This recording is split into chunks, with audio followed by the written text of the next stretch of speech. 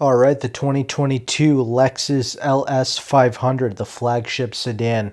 Let's talk about some of the new changes that were made. I already made a video talking about the changes made to the 2021 LS 500, so I will leave a link in the description box to that video. But for 2022, the Lexus safety system 2.5 Plus is going to be standard on all models. The Mark Levinson audio system is now going to be available on the base LS 500s as well. And there's going to be a new hand-applied Haku door trim that's going to be available on the luxury and the executive packages.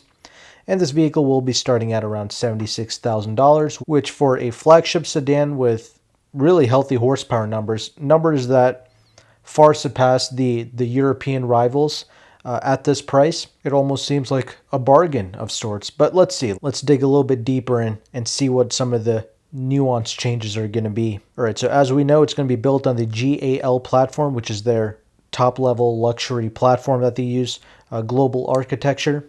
And there are some key refinement changes made to the suspension and the chassis for 2022.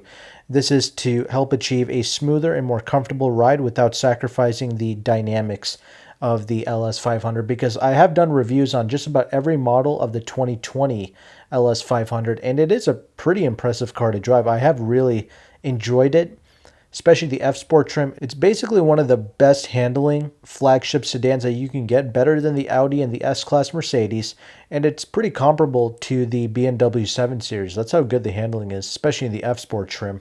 But smoothness and quietness is what's really most important with the flagship sedan, and that's exactly what they've enhanced here, the smoother and more comfortable ride. And they did revise the spring and the damper rates for improved dampening performance and to better control the vehicle and reduce body roll in the turns.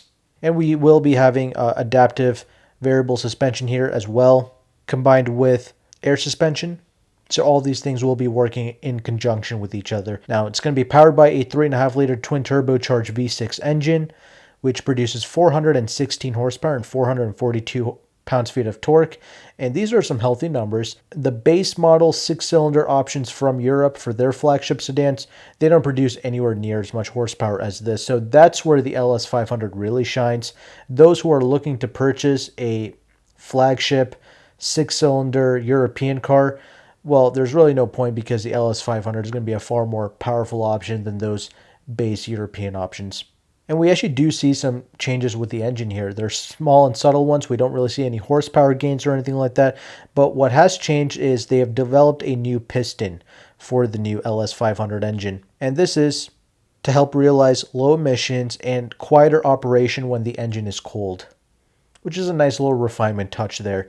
The wastegate control of the twin turbocharged engine has also been updated to provide a stable opening and closing of the valve to enhance performance efficiency. And all this is mated to a 10-speed automatic transmission, and this has also been recalibrated to aid in keeping the engine in a more responsive area of its power band. Rear-wheel drive LS 500s will be reaching 0 to 60 in about 4.6 seconds. You'll have your Eco modes, Comfort, Normal, Custom, Sport S, or even Sport S Plus.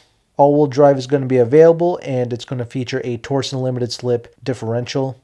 Now let's kind of move on into the interior here, because this new Haku interior, it's like this ornament-like option for the LS 500. It's going to be available with the luxury or executive packages, and it's basically like this Japanese foil technique. It's been passed down for over 400 years, where they kind of meticulously flatten pieces of metal until it becomes thin and it kind of overlaps over each other, and it's all applied by hand. And you still have the Carico glass as an available option as well on the executive models exclusively. So if you want to pay big bucks for that and enjoy some Japanese design language, well, you certainly can, but it will cost you. But these are the new kind of interior options that you have here. Now, the Mark Levinson 23-speaker, 2400-watt sound system, I did mention that that's going to be available on the base models as well. And you will be having a 12.3-inch infotainment screen as standard. And you will be getting Apple CarPlay and Android Auto with that. This is a touchscreen. Me personally, I like the 2020 LS 500 infotainment screen better. I like how it was kind of enclosed in that glass and it was not a touchscreen, but more people like the touchscreen, so that's obviously why they went with this. You can also have an optional 24-inch heads-up display. And another thing to keep in mind is the new LS500 actually sits a little bit lower than the previous LS500s. So the air suspension is programmed to raise and lower for easier access when you get in and out of the vehicle. So something else to keep in mind. You will have 9 exterior colors to choose from, and you will also have an F-Sport package available with the 2022, because if you really like driving, the F-Sport trim truly does make a difference with the LS500s. Definitely something to consider. You will be getting a revised front bumper with that and new 20-inch wheels. The available dynamic handling package on the gasoline-powered F-Sport models will add variable gear ratio steering, active rear steering, and active stabilizer suspension, and all these things truly do make a difference with the LS500's driving characteristics. And plenty of safety features. Obviously, the Safety System Plus 2.5 is going to be standard across the board for all the LS500s. And pricing has been released. As I mentioned, it's going to start at $76,000. The all-wheel drive trim is going to cost $79,250.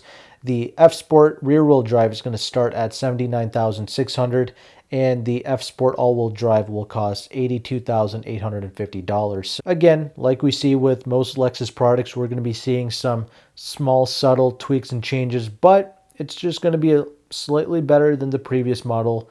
And I like that. I appreciate that. I like the smaller changes that they make, and you really do feel it when you drive it. So it may sound small on paper, but I promise you, if you get behind the wheel of these cars, you will notice a difference if you drive them, especially back to back.